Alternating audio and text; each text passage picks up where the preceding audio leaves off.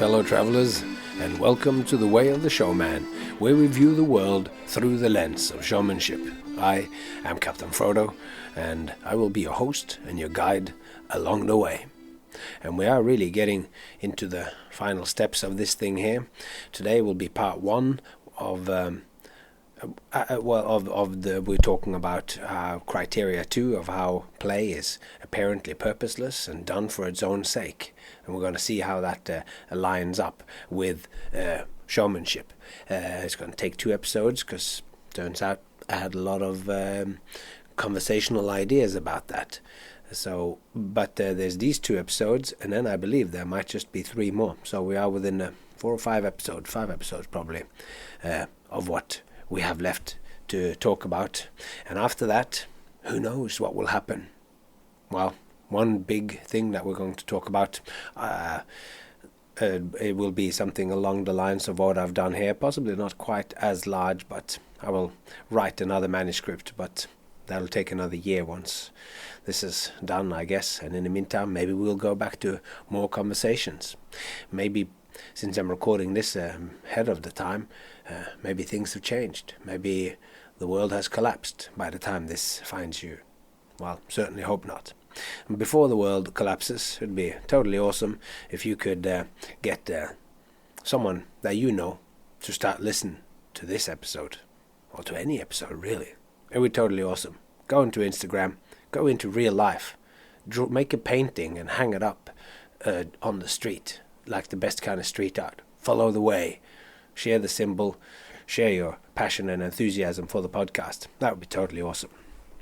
So last time we spoke about metaphor.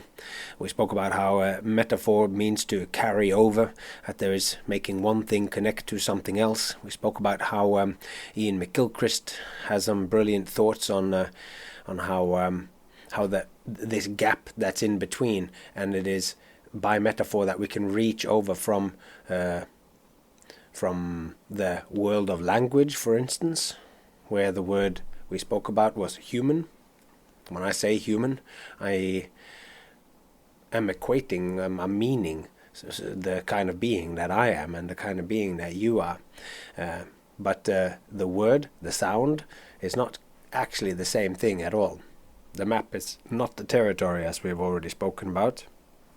So he says that there's this gap there, yet there is actually a real actual reaching across. When I say human, it carries in it what it means to be human, and we understand it and thus can talk meaningfully about what it means to be human. We don't want to name it, we don't want to define it too much, because it's always expanding, always growing, and we can always see it from another point of view. We looked at Lakoff and Johnson and their book Metaphors That We Live By, where they claim that in fact all actions and all thinking is fundamentally metaphorical in nature. So that gives this powerful philosophical underpinning to this giant project of 25 or 30 episodes, it'll be by the end of it, about exploring play and showmanship as a metaphor, where we're constantly trying to keep each one loosely in mind and connect them up. Then we sort of just in getting into what this final section of the podcast will be, about whether showmanship actually is like play. Is it like play, or is it actually indeed a kind of play? And I think it probably is both. And then we started looking into the first criteria, and the first criteria is that for something to be play, it needs to be fun and that you don't want it to end. Because when something is fun, and then we spoke about to see how that is. I said, well, showman is an entertainer. And what circus arts and everything normally is classed as a form of entertainment, even though there are forces amongst us that aim to push into the art, pure art kind of thing, much like pure music or whatever, where it's not folk music which hits you in the gut, but it is contemporary classical atonal music, difficult to understand and intellectual and all this. And people are doing that with circus too, and that is a valid way to express circus.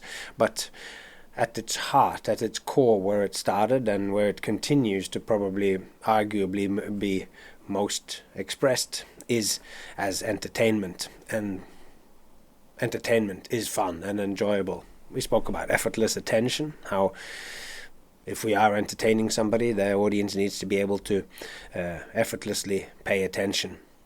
And then we spoke about a whole bunch of little things of how we spoke about kairos and chronos time, how the chronos is the word we get chronometer from, which is the clock ticking, and there's the clock ticking is different from the kairos time.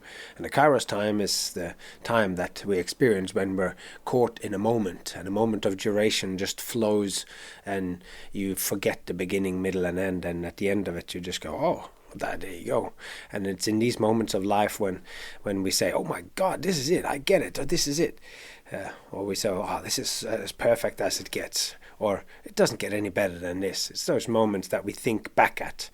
So we spoke about that. And what else did we talk about? Well, we asked, after saying that, well, of course the show is then entertaining and enjoyable for the audience. Is it so for us? And from my own personal opinion, I said yes, it is. I managed to find great enjoyment in it. There are times when I find it less enjoyable, but I do really enjoy it, and I do think that we can find many levels of depth of enjoyment in what it is that we do. And if you aren't finding fun in it, then that is the question to go. How can I have a more playful approach to my performance? And in doing so, in making your performance and how you think about it and feel about it more playful, maybe you will find yourself in a new and better relationship to your work and can find something more out of it. Maybe that's looking at it like that, going, if showmanship is play and my showmanship is not making me feel like I am getting fun and enjoyment out of it, something needs to be rethought. With that in mind, let's move on to today's journey through the world of ideas. So today we bring up and look at criteria 2, that play is apparently purposeless and done for its own sake, not for anything beyond itself. So this second criteria could just as easily, I think, have been written about showmanship. We don't go to see a stand-up show, comedy show, or a magic show, or a circus show, or we go to a music festival because we want to learn something, or to propagate the human species, or to strengthen our muscles from the dancing at the concerts. Although all those things might happen.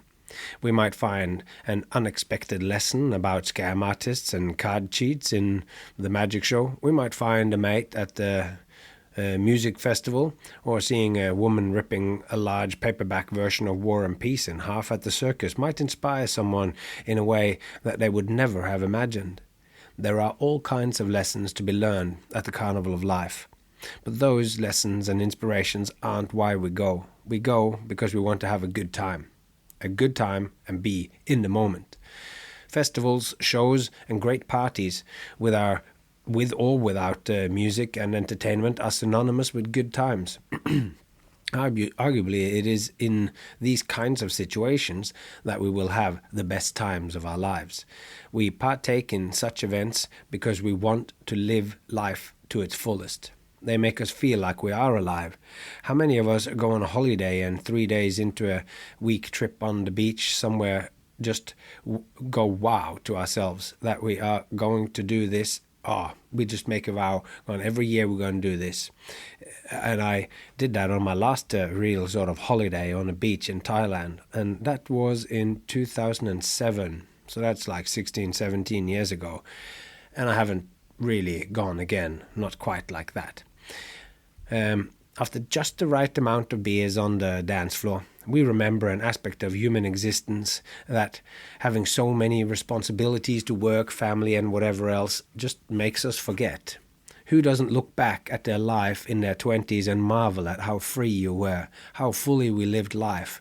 Probably only those who are in their 20s or younger don't marvel in such a way. We can't so easily see it when we are living through it, because we are caught in the kairotic experience of time. Only when we look back chronologically and go, 16 years ago I was here and I felt like this. At least in my experience, I'm sure there was aspects of that was stuff I don't particularly want to go through again. But again and again, I find that those things that's done at festivals, and this festival then in the expansion of that, like the experiences that we have in festival time, are all quick to be classed as not necessary, not serious, and not important, since they don't have any purpose beyond themselves. It's just having a good time. We should be able to do without that. If we don't have money, then that's what we cut out. We don't make any money. We aren't upskilling, and we aren't getting something done. In sum, it is not important. It's not serious, thus important. We've talked about that, but as Alan White has pointed out when we talked about it, there is no intrinsic link between something being serious and it being important. Showmanship, experienced by audiences as shows, are seemingly purposeless beyond itself and what it is. And it is purposeless if we don't count the way that it enriches us, our life, by just letting us enjoy the experience. You know, we expect something when you go to a stand-up comedian. You expect to have a good time, and you might want them to share some, comedic and profound insight in relation to some difficult situation that they had in their life, or say something great about politics or whatever. But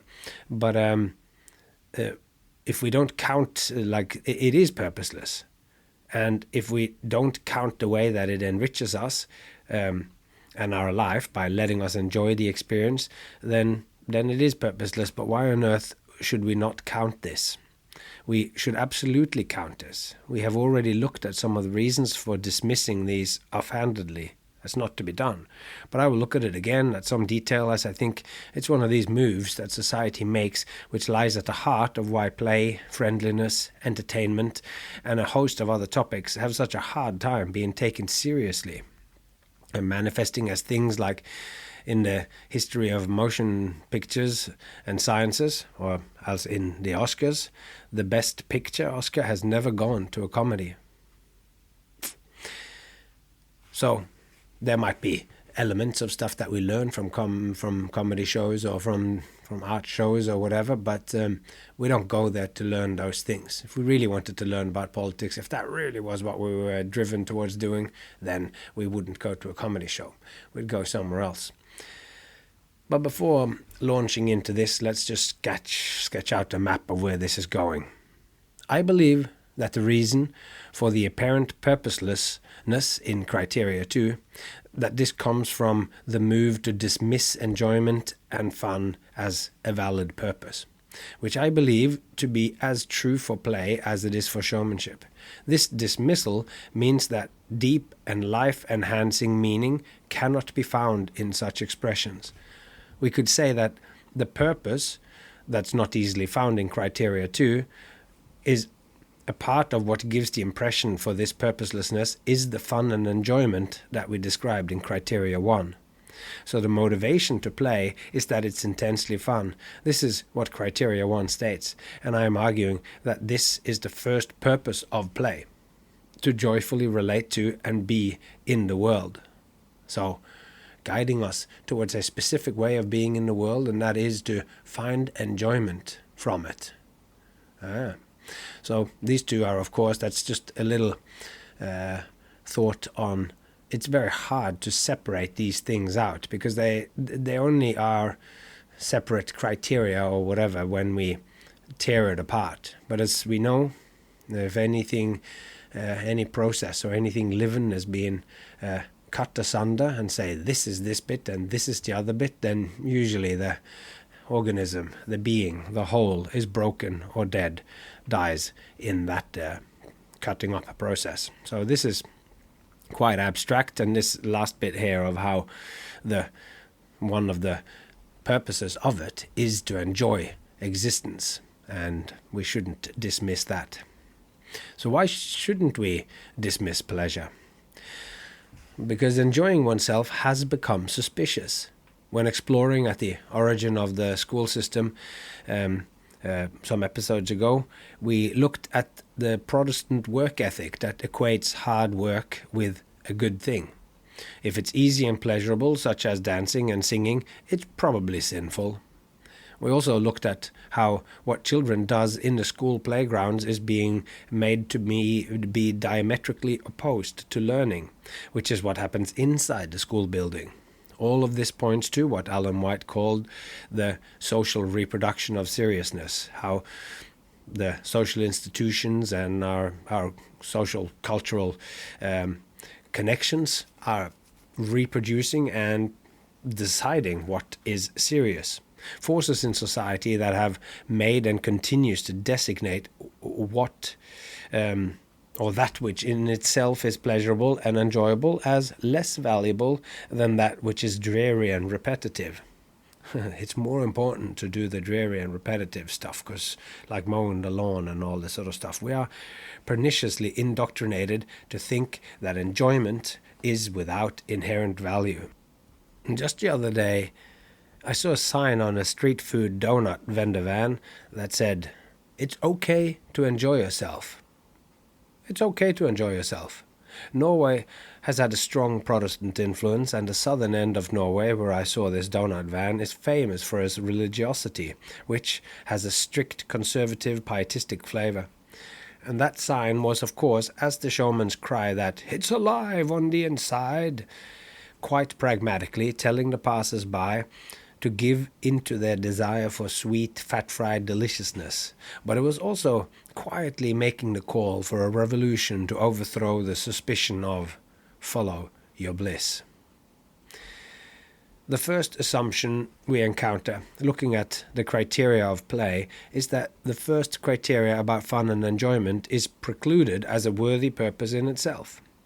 This means that the inherent motivation offered by something being fun and enjoyable, which is nature's most powerful way of directing us towards things that are, or at least have been, vitally important to us as organisms. The first part of criteria 2, which describes play as apparently purposeless, is at least in part purposeless because it does not take the fun and enjoyment of criteria 1 as serious or a real purpose.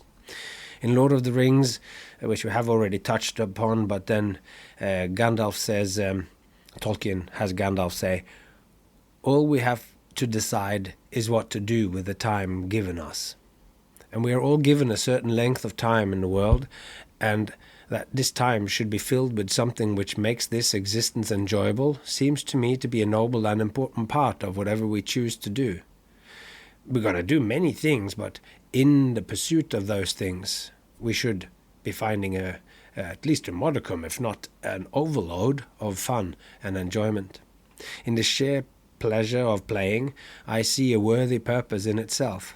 A life that has been a net positive experience is a life well lived, and can't there be, as Darwin put it, grandeur in this way of life? Playing reveals to us the playful in existence, which is a pursuit of great importance in the ever-encroaching forces of solemnity and darkness. Seeing this value and pursuing it is like choosing to see humans by either the brutish cruel or the deep-down pretty decent assumptions. Choosing to see value in criteria 1, and thus of fun and enjoyment, and thus as one important purpose of criteria 2, that then takes away this fact that it isn't purposeless at all. We've spoken about that at length, but so then choosing to see value in criteria 1 is then a radical act of defiance against all of those who see us as nothing but meat machinery for the propagation of our selfish genes, and the put your head down and just grin and bear the boredom and the drudgery of everyday life. Showmanship is a vehicle that takes the experience of the audience into account in such a way as to aim to please them. In keeping the audience experience one of effortless attention, where what's presented in the show is structured and crafted in such a way that it is enjoyable, then showmanship then comes under scrutiny. We get the old just or mere placed before any description of our craft. It's just mere entertainment. It's just entertainment. It's mere entertainment. Bit of light fun on the side, implying it's not art, or that it is not culture, and certainly not serious, thus not demanding careful consideration. Any artwork that's deemed too enjoyable, too playful, such that you can effortlessly pay attention to it, is suspicious in the world of high art. Art that takes itself seriously very often thinks that art needs to be serious, in meaning solemn, difficult to understand, and works that push the boundaries of what art is, or that needs a lot of knowledge to appreciate. But I'll make a digression here to give more substance to my claim to depth being possible in the silly and enjoyable by referencing an essay by George Saunders from his 2007 book called The Brain-Dead Megaphone. And in this, he has an illuminating essay called Mr. Vonnegut in Sumatra. So it's about Kurt Vonnegut and George Saunders reading it. And George Saunders, great author, should absolutely look him up. He won the Booker Prize here not so long ago. But anyway, George Saunders says in this essay, Mr. Vonnegut in Sumatra, he says, "My understanding of literature at this time was great writing was hard reading. What made something great was that you could barely understand it.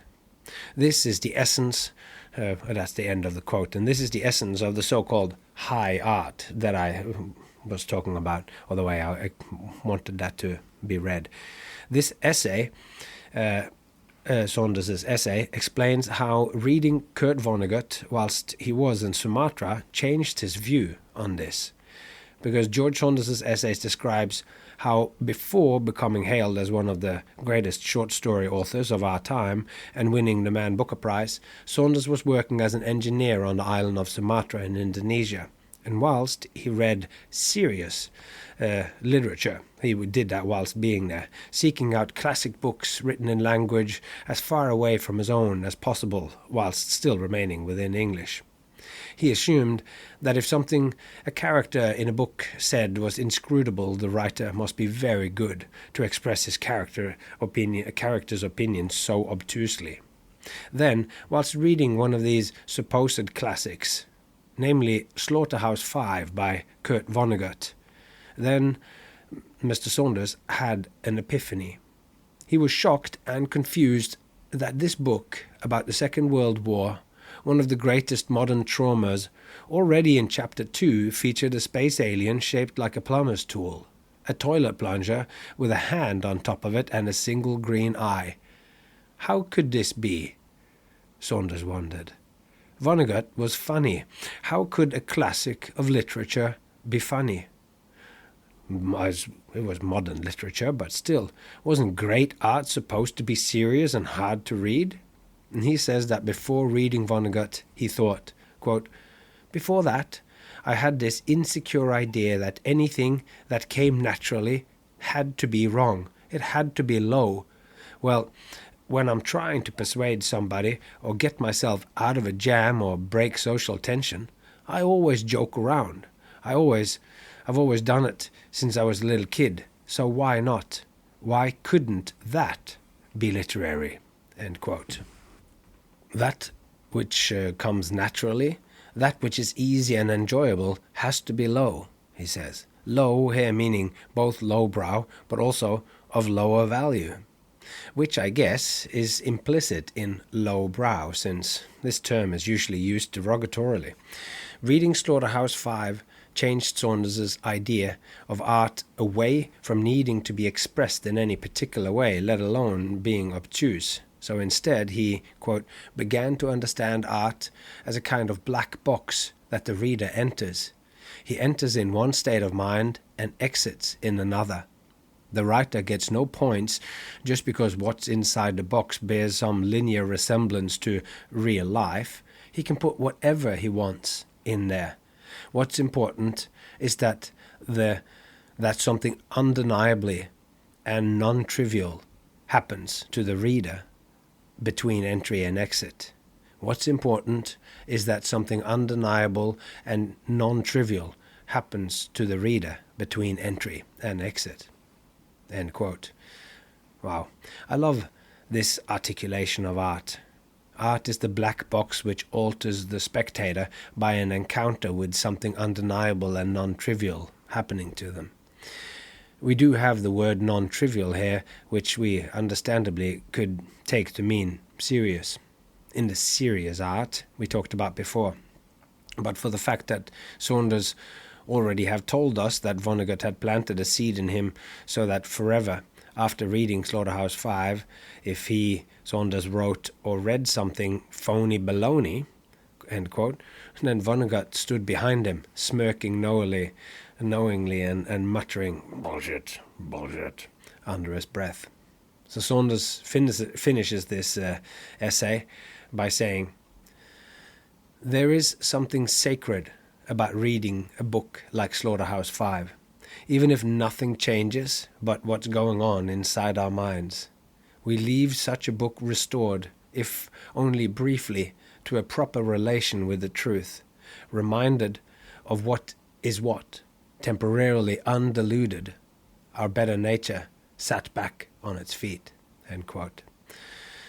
So it's clear that, to Saunders, non-trivial does not preclude funny, does not preclude getting at the truth about the absurdity of war through the lens of a toilet plunger aliens of Trafalmador kidnapping Billy Pilgrim to put him in the zoo.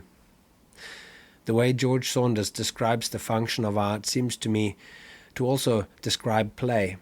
A great game, then, would be one where something undeniable and non-trivial happens to the player.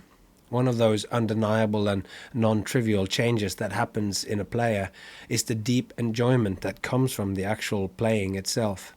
Freed from needing to be hard to understand, an artwork or a show or a play or event is free to be fun and enjoyable.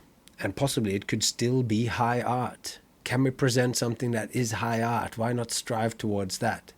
Don't hold back on it being fun and easy to understand, yet falling into the category of high art to become a modern classic, as Slaughterhouse-5 is. Saunders seems to me to be illuminating my point that the first purpose of play, and thus also for shows, is enjoyment, and that this fact negates play and shows as purposeless. It negates the fact that plays and shows are purposeless. Yeah, there you go. The fact that they are enjoyable is an intrinsic part of their value and purpose. So, to repeat my point from above, in the little summary that I did, Criteria 1 becomes the first immediate purpose of Criteria 2.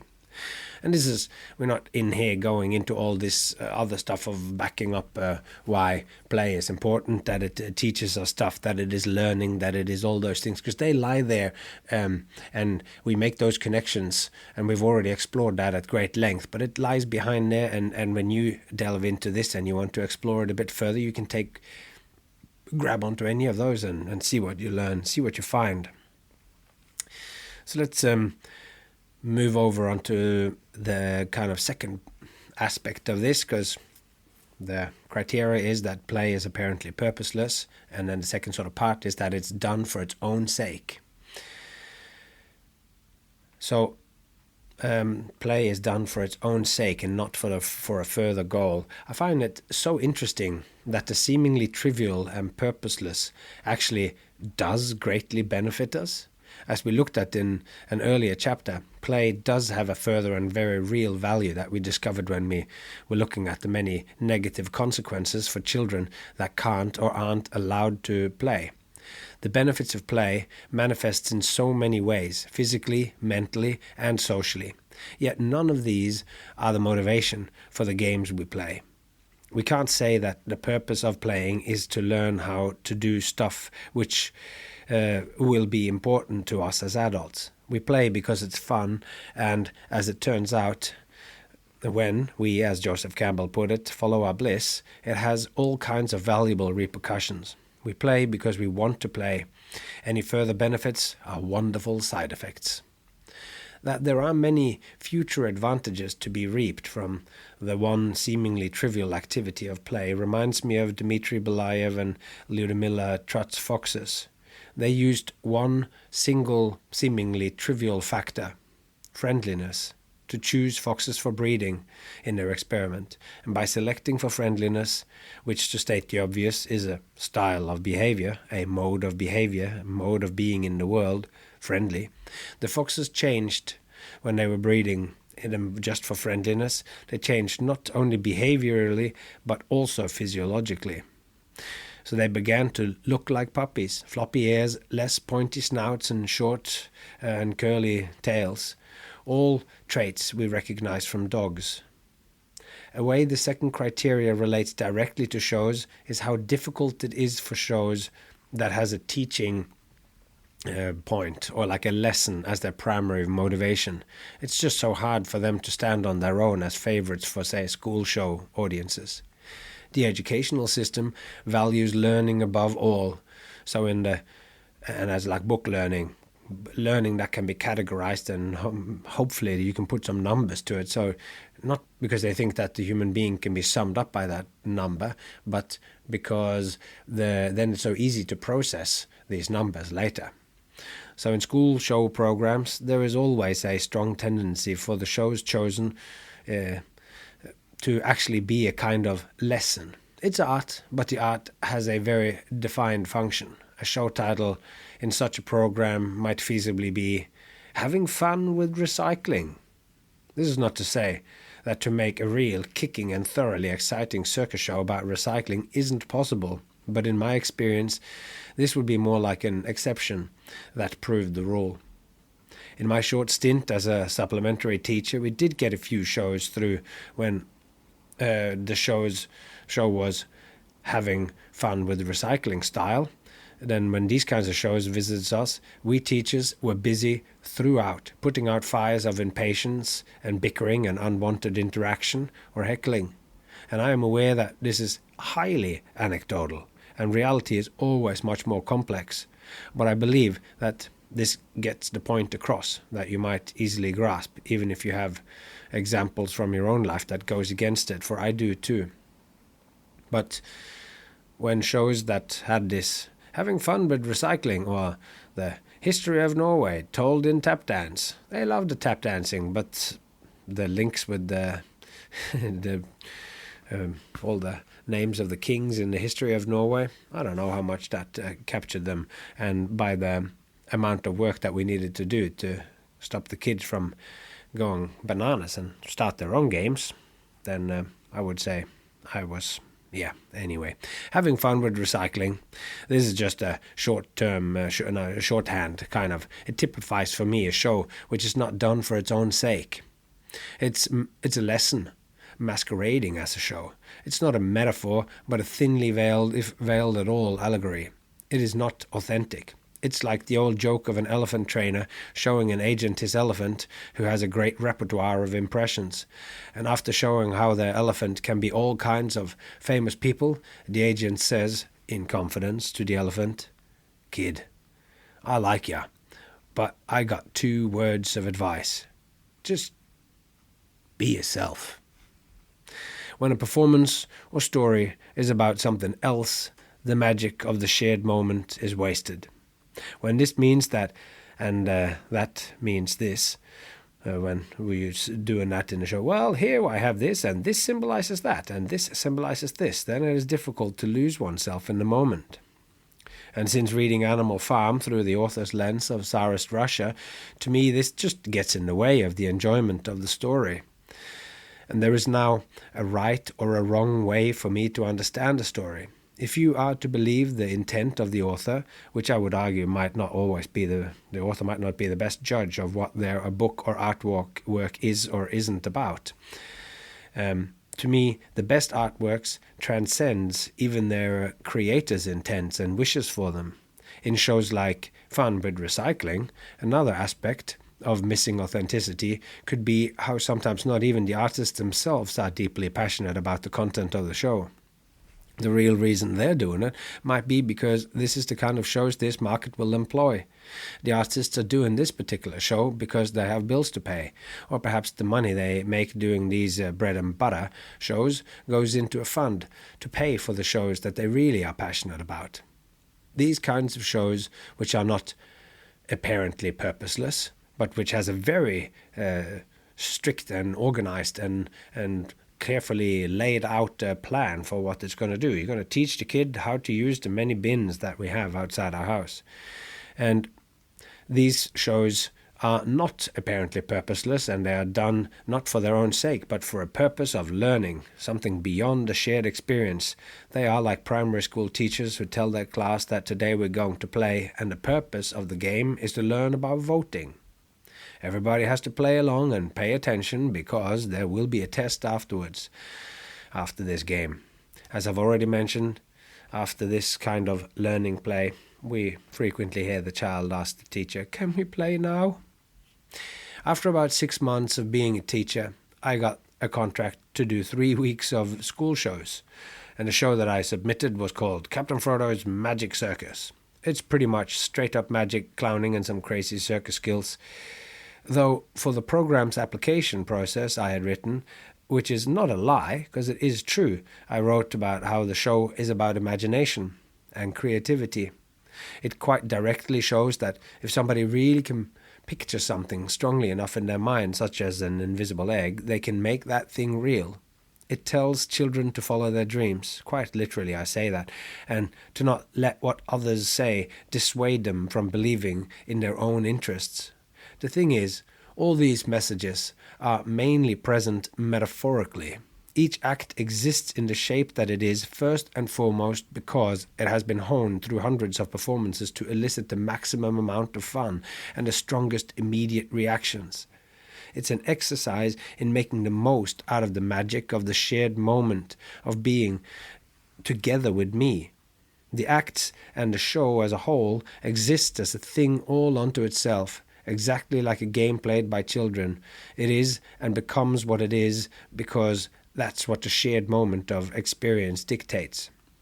That there is a strong and persistent subtext in the show is only present there if you step outside of the process, outside of the gravitational pull of Kairos, and you look for it.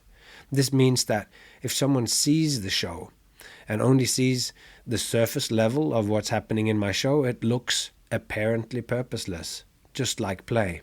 Here and there a little moment when I say something which an adult goes, "Ooh, that was surprisingly moving. Oh, I didn't think that. Oh, that was deep." I was like, oh.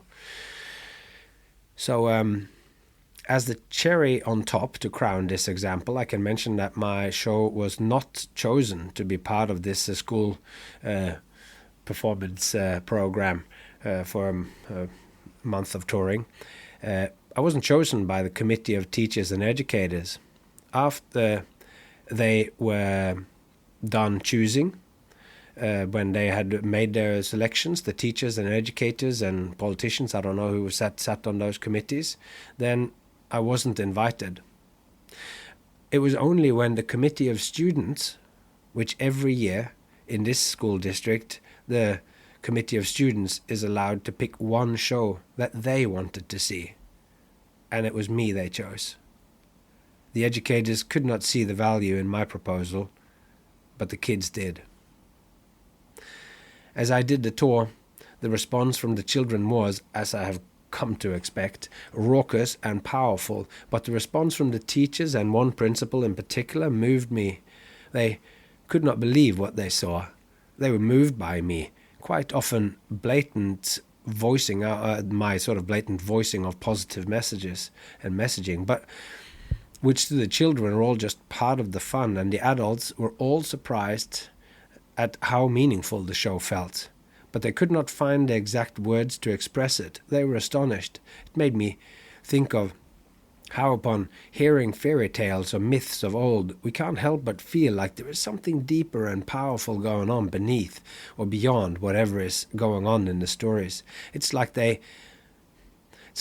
when the teachers and the principals were watching my show, it's like they had encountered some alien artifact, which in one way of looking at it was just a black monolith, smooth and polished, but in another way it was resonant in such a way as to leave you unable to express what it was that you felt in its presence.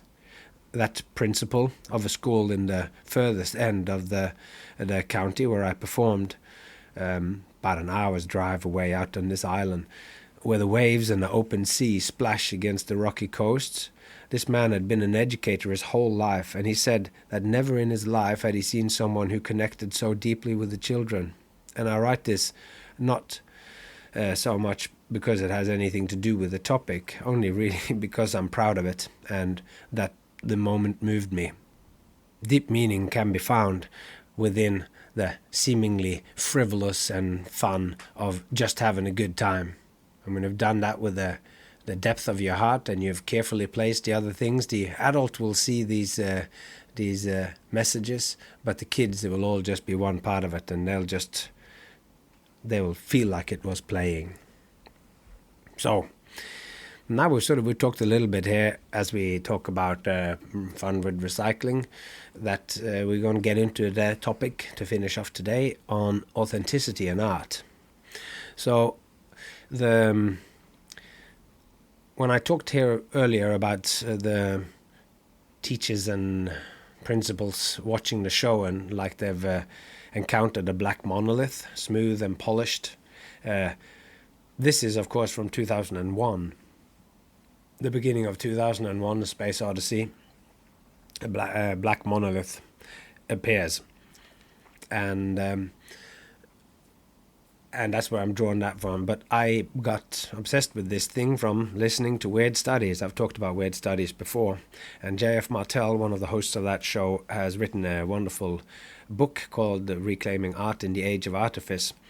And in this one, he makes an interesting and illuminating distinction between kinds of art. On one side, we have art which is, upon being experienced, elicits astonishment. That through its unique composition, it presents an experience which allows you to see reality at a slant, as I've talked about it, revealing a strangeness and an inexplicability which our everyday life kind of hides. Something in the artwork speaks directly to you personally in such a way as to leave you surprised at what you're seeing and with what the experience brings forth in you. And I'm sure everyone has had experiences like this, and I pity those who hasn't after a movie or listening to music or in reading a book have been set aback in overpowering wonder as to how the work of art is expressing something about reality, a pattern, a situation, which is at once completely self-contained, only expressing itself as itself, yet simultaneously being about something so much more, like the fairy tales, like all great art. This very particular quality of being highly idiosyncratic and self-contained, yet being deeply metaphorical, has its best, has at least at its best, the power to completely overwhelm us, altogether transforming our understanding and making us see aspects of reality altered as if we see it for the first time, which we talked about last time as the T.S. Eliot line there. It's not a coincidence that those times when my own meager presentations of art has left people astonished, that in the process of putting their experience into words, I'm struck by how often they say something like, "Oh, it made me feel like a child," or how it reminded me of something from their childhood. I think this is getting at something profoundly true. For could we not say that exactly this, to see things for the first time, is the child's experience of the world? The magician Paul Harris writes about this in the opening essay to his highly influential book of close-up magic tricks called The Art of Astonishment. And one of the examples that he gives of people trying to express what we are talking about is, "You made me feel like a kid at the circus." End quote. He has the brilliant insight that what these adults are trying to say is, even though they're not consciously aware of it, is that for a brief moment they experience a clear, primal state of mind that they associate with a child's state of mind. Somehow, the adult experience of astonishment triggered some feeling of what it felt like to be a child." End quote. Even though, I'm going to read that one more time because I think it just shows the kinship of thinking in this great thinker, Paul Harris. Even though they are not consciously aware of it, the adults who's coming up to us, it is, for a brief moment, they experience a clear primal state of mind that they associate with a child's state of mind. Somehow the adult experience of astonishment trigger some feeling of what it felt like to be a child. End quote. Children, in their necessary naivete, experiences astonishment at the world and its constant contents at a sort of daily, if not hourly or permanent basis. As innocence turns into experience, as each encounter allows them to label it as belonging to a category, whatever experience it is, those sounds which makes me feel all these things, well, that's music, and so forth.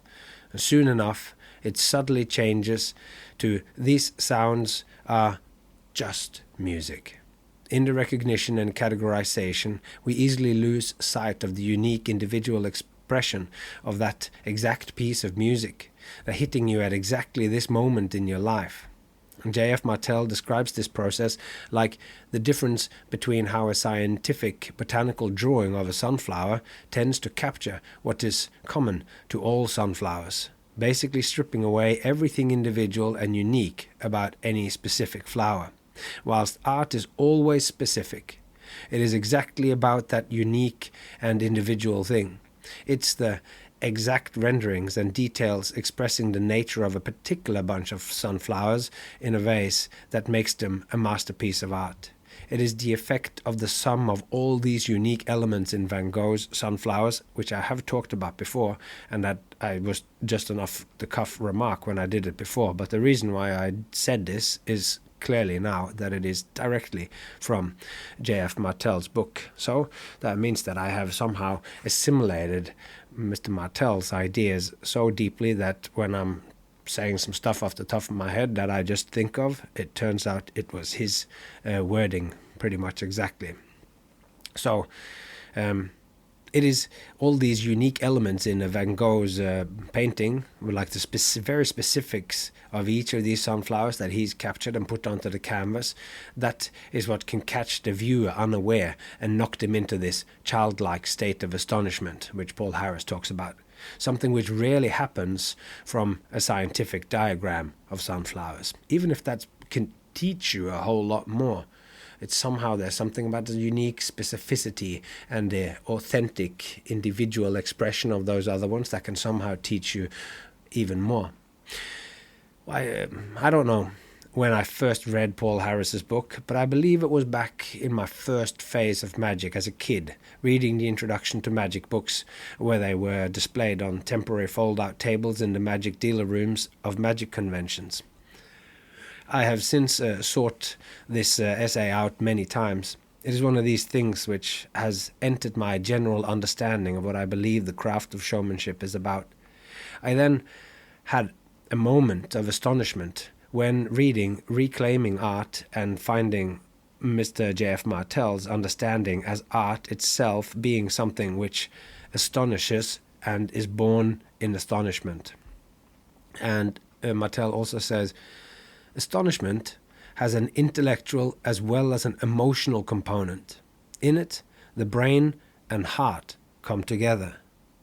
Far from distracting us from the strange and uncanny in life, the astonishment evoked by the great artistic works put them square in our sight.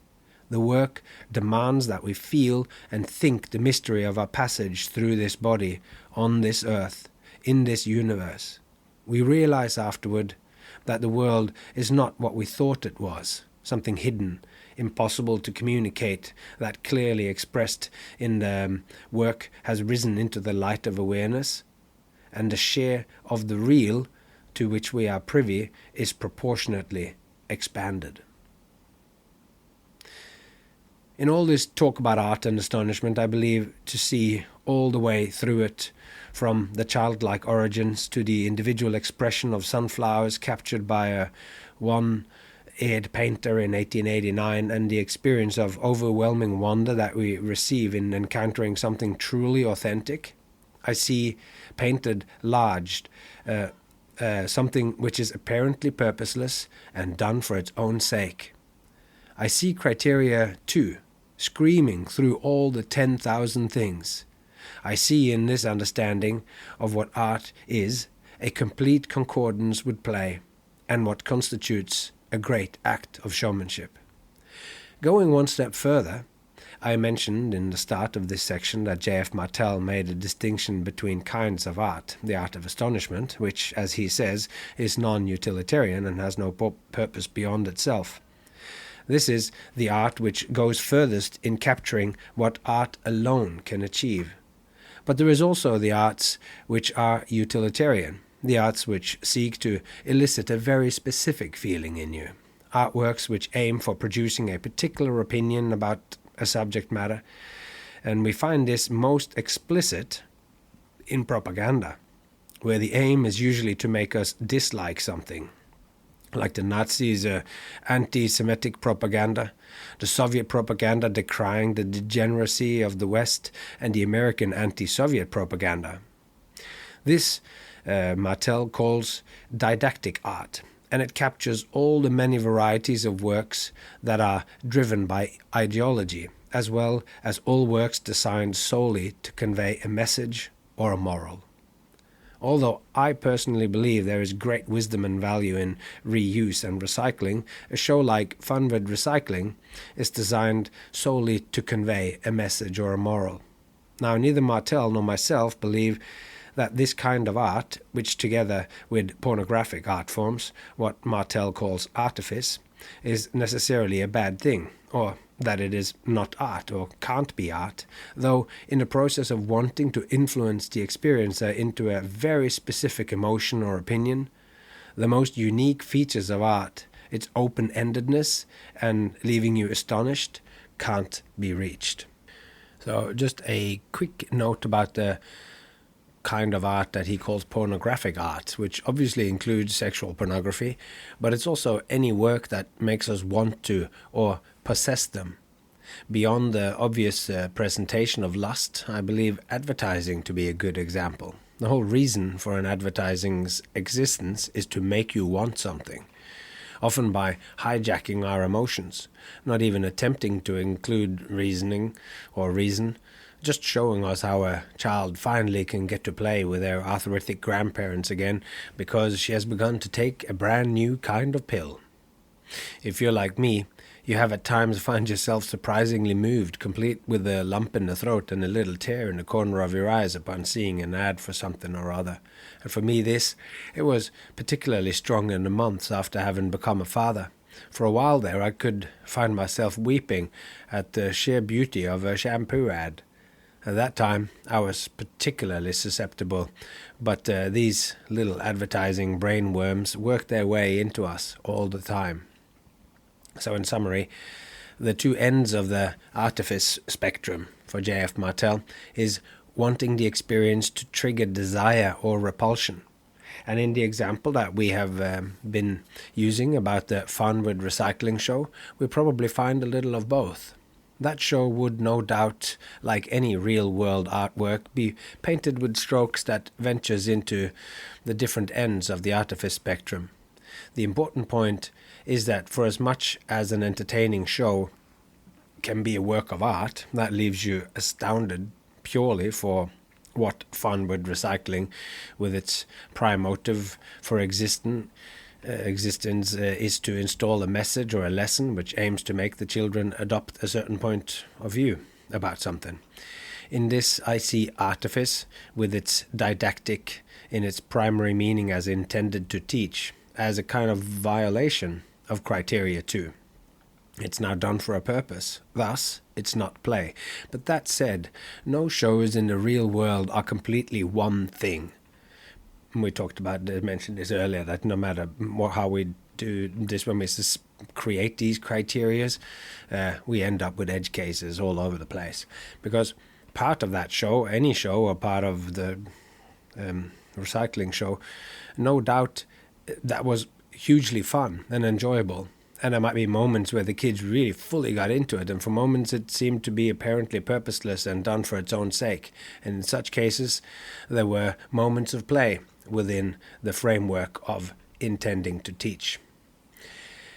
And all these levels of artifice will be read and understood by the audience as whatever is going on here has an ulterior motive. And this is not done for its own sake. It's got some other reason.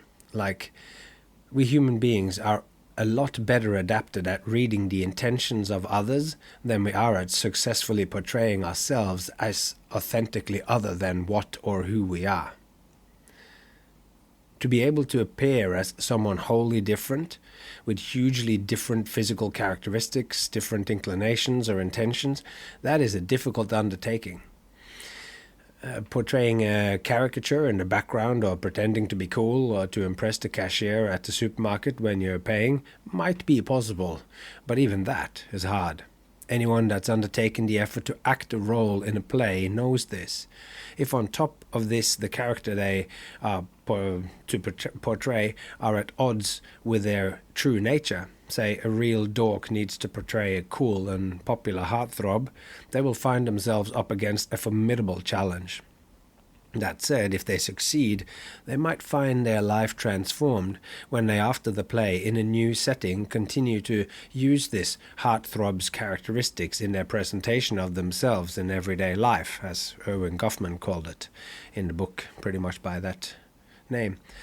Only the best actors can successfully portray themselves as believable characters in a wide spectrum. Most actors have a type.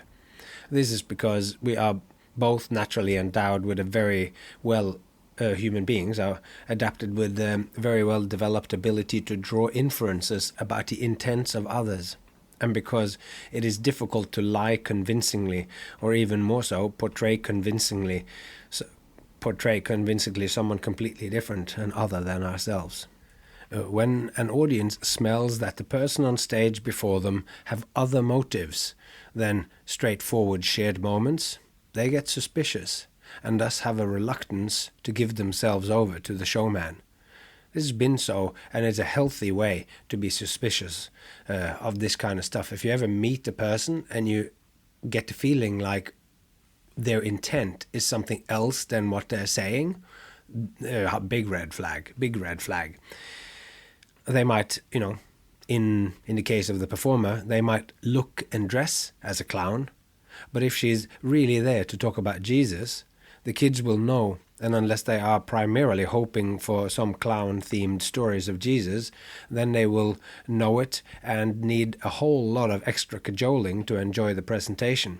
If they are lovers of Christ, first and genuinely foremost, then, and they hope that this face-painted weirdo will bring up their Lord and Savior, then the reverse becomes the exact authenticity that they are after. They might be suspicious to the clown aspect, but when the clown's authentic love of the Lord becomes apparent, then the kids might accept that the Lord can be presented in mysterious ways, and thus accept the clown as a fellow Christian and an authentic being. Anyway, perhaps this second round here now is a little bit not quite, but I hope that this is like I mentioned before, I want this to be slightly more conversational, that there are what J.F. Martel calls rifts in it. There's stuff that doesn't quite connect together, but hopefully this will show the many ways that play and thinking about play as showmanship, or indeed as art, which is backed up by Homo Ludens and Heutzinger's books and all the stuff that we've talked about so far, that you'll just, this will be a resonant soup of inspiration. And I hope today's soup of inspiration will find a spot in you that will be nourishing like some chicken soup for the soul. And that these ideas, exploring in more direct terms. At least that was the goal of it. Sometimes when I read this, I find this is so abstract, even though it always starts from somewhere.